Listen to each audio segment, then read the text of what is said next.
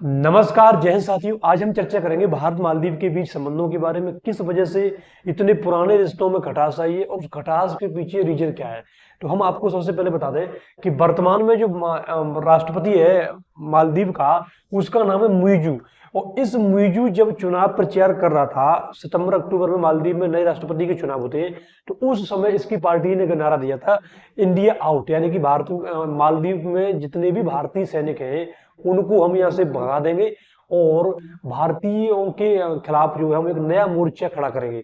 लेकिन इसको ये नहीं पता था कि जैसे ही तू नया मोर्चा खड़ा करेगा, भारतीय को तू निकालेगा, तेरा परिणय हो जाएगा। और वही हुआ है, क्योंकि इसकी पूरी इकोनॉमी जो है वो पर्यटन पर आधारित है। और भारत के बहुत बड़े जो एक बहुत बड़ी जनसंख्या भारत की, इसके यहाँ पर ऐसा पर्यटक के रूप में जाती है। लगभग 2.5 लाख पर्यटक केवल भारत से आते हैं। पहले नंबर पर भारत रहता है पूरी दुनिया में मालदीव जाने वालों की सूची में। तो इस प्रकार से इस मुइज़ू ने पूरा परिणय कर दिया। इसकी वजह से पूरी इकोनॉमी वहां की चौपट होने वाली है। ये भी अब कहीं ना कहीं दोनों आंसू रो रहा है कि भाई साहब ऐसा क्या हो गया। लेकिन इस काले सांड की वजह से, काले कालिए की वजह से पूरी मालदीव की जो है जनता को सारी चीजें भुगतना पड़ रही है। अब हम आपको चर्चा करेंगे कि आखिर मालदीव की लोकेशन कहाँ है और भारत को लेकर ये कितना महत्वपूर्ण है। तो देखो, मालदीव बेसिकली ये हिंद महासागर है पूरा। इस हिंद महासागर में स्थित है मालदीव। ये आपको मालदीव दिख रहा है। और मालदीव बेसिकली 0 डिग्री जो अक्षांश रेखा है उस पर स्थित है। 0 डिग्री अक्षांश रेखा पर स्थित होने की वजह से यहाँ टेम्परेचर भी हाई रहता है, क्योंकि समुद्र में पड़ता है। इस वजह से इसका जो टेम्परेचर है वो 24 डिग्री सेल्सियस तापमान रहता है वर्ष भर। इस वजह से पर्यटन को लेकर के ये काफी अच्छा प्लेस है। पर्यटक उद्योग इसका मुख्य आधार है, रीढ़ की हड्डी है।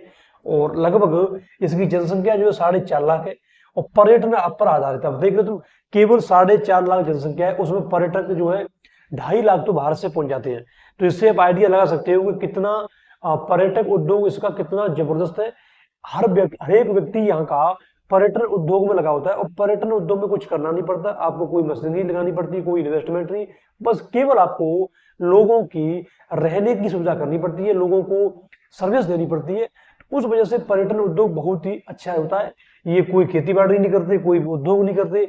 इनकी खाने पीने के लाले की चिंता करें तो मछली मार के खाते हैं, मछली मारी खा ली, मछली मारी खा ली, जब भी भूख लगी मछली मारी खा ली। इनके पास कोई गेहूं अनाज वगैरह कोई उत्पादन नहीं करते, सारी चीजें इंपोर्ट करते हैं। क्या करते हैं? इंपोर्ट करते हैं। कहां से करते हैं? भारत से करते हैं। भारत इनको सारी चीजें मुहैया कराता है, चाहे मेडिकल हो, चाहे अनाज हो, चाहे जो कुछ भी हो, प्राकृतिक आपदा आए, सारी चीजें भारत कराता है। भारत की वजह से ये लोग पल रहे हैं।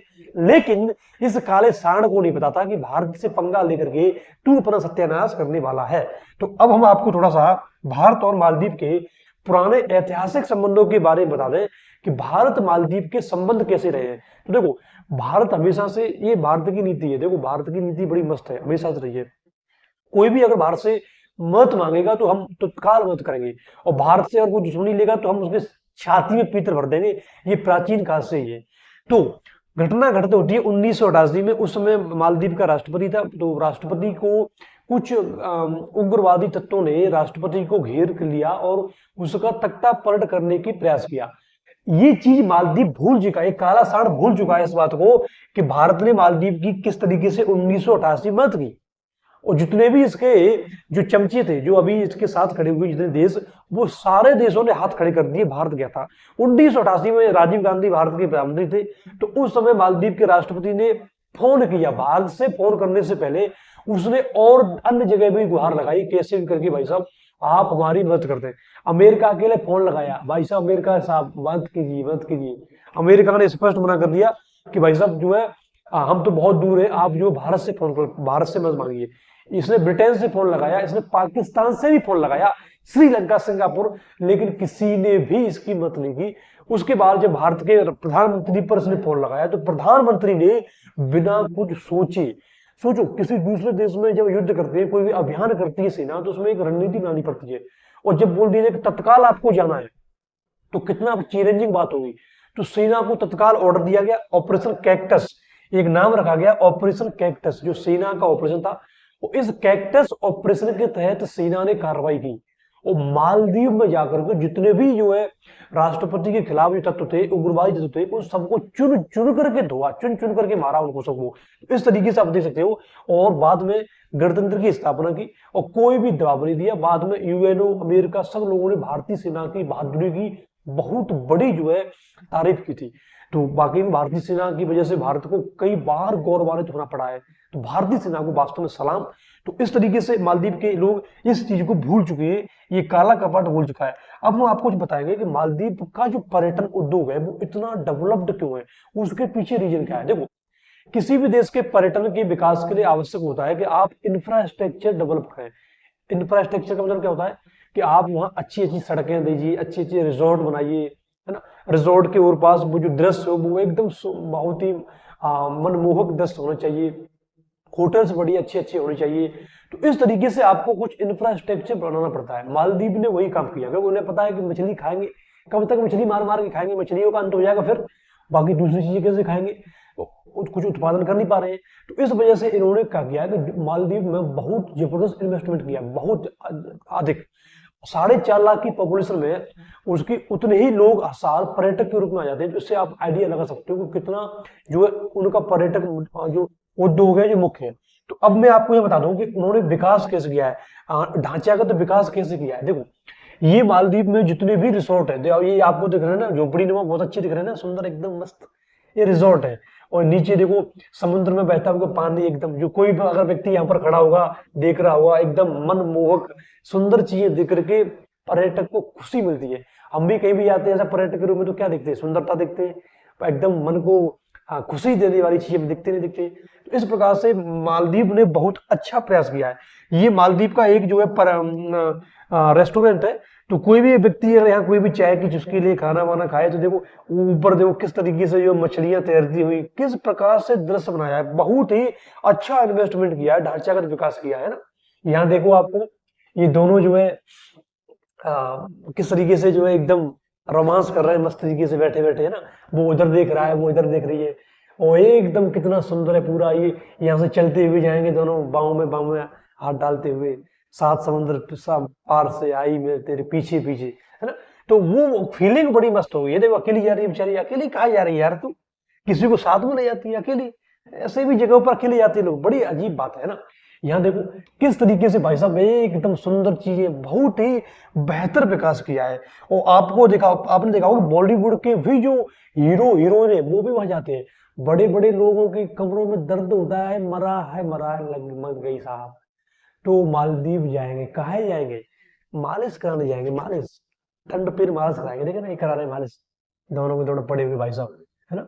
मालिश मालिश के साथ साथ उधर जो है इनको बढ़िया दृश्य दिखेगा, है ना। तो कितना सुंदर चीज है भाई साहब, मस्त आएगा नहीं आएगा, है ना। ये देखो एकदम बॉलीवुड, ये देखो ऊपर लटकाए हुए से, अरे साहब अरे तू गिर जाएगी भाई, गिर जाएगी, ये पकड़ के फेंक देगा, अभी तुझे लटकाए हुए, अभी इसके अंदर कोई और फीलिंग चल रही है, जैसे फीलिंग करते ना तुझे फेंक देगा, बाद में तुम देख रहा गोड़ फोड़ में टोली बनी आना। तो इस तरीके से देखिए तो मालदीव ने बहुत ही अच्छा ढांचागत विकास किया है।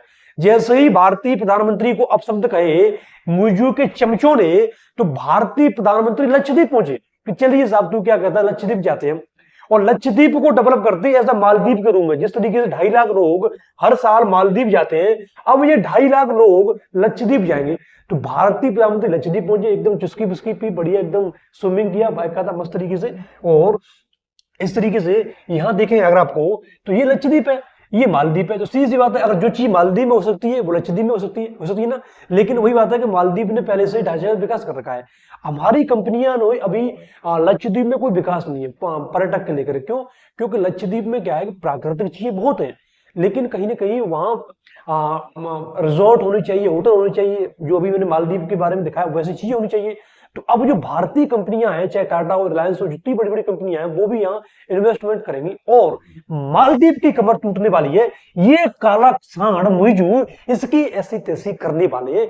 ये भी पछताएगा कि भारत से पंगा लेकर के तू ये क्या होगा, तुझे खाना कौन देगा रे, तेरे लिए मेडिकल कौन लाएगा, तेरे लिए प्राकृतिक आपदा कौन जाएगा, चाइना के पास भगेगा तू। हद कर दी तूने यार। हम चाहते हैं कि भारत से मालदीव से संबंध अच्छी रहे, लेकिन यार ये लोग ना, हाँ अगर मैं आपको आंकड़ा बता दूं को भारत जो है मालदीव पर जाने वाला पहला नंबर होता है पर्यटक के मैटर में। मालदीव में जाने वाले जितने पर्यटक आते हैं भारत का पहला नंबर होता है। और 2024 में जब से प्रधानमंत्री के खिलाफ अपशब्द बोला है, भारत के खिलाफ अपशब्द बोला है, तब से पर्यटकों की संख्या बिल्कुल कम हो गई है, बहुत कम हो गई है। केवल फरवरी तक मात्र 20,000 पर्यटक, 20,000 पर्यटक क्या करेंगे? 20,000 पर्यटक क्या करें? भूखे मरोगे तुम, फिर दोबारा मछली मार मार खाओगे तुम। अभी तुम्हारी अच्छी खासी बढ़िया चीजें हो गई है, लेकिन बाद में मछली मार खाओगे तुम, क्या करोगे? पर्यटक उद्योग आपका बिल्कुल चौपट हो जाएगा। लक्षद्वीप का विकास होगा, लक्षद्वीप में बहुत बेहतर चीजें होंगी, वो आगे जा रहे आगे। हम आपसे भी कहना चाहेंगे, अगर आप लोग मालदीव जाते हो, लक्षद्वीप जाइए, क्योंकि भारत की जो धरोहर है, भारत की जो संस्कृति है, वो सबसे बेस्ट है भाई साहब। इंडिया की जो संस्कृति है ना, बहुत बेस्ट है। हमारे यहाँ क्या चीज नहीं है?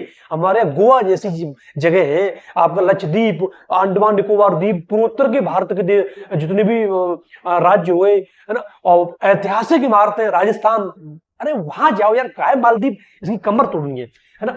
अगर हम बात करें कि मालदीव ने ऐसा किया क्यों है, तो ये मालदीव ने ऐसा किया है इस खजुखुजे की वजह से। खजुखुजा दिख रहा ना, इन खजुखुजों के अंदर बहुत बड़ा जो है हम कह सकते हैं कि इनकी नस्ल ही खराब है सालों की। ये बिल्कुल जो है भरोसा करने लायक ही नहीं है। लेकिन पता नहीं ये क्यों क्यों भरोसा कर रहा है।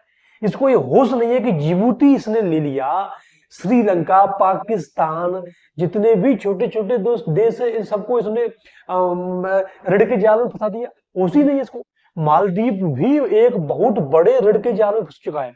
चीन जो है क्या करता है कि जितने भी छोटे छोटे देश है, ये देश बेचारे IMF, वर्ल्ड बैंक में जाते हैं तो वहां इन्हें ऋण नहीं मिलता। तो चाइना क्या करता है कि अपनी शर्तों पर इनको ऋण देता है, 50-50 साल का देता है।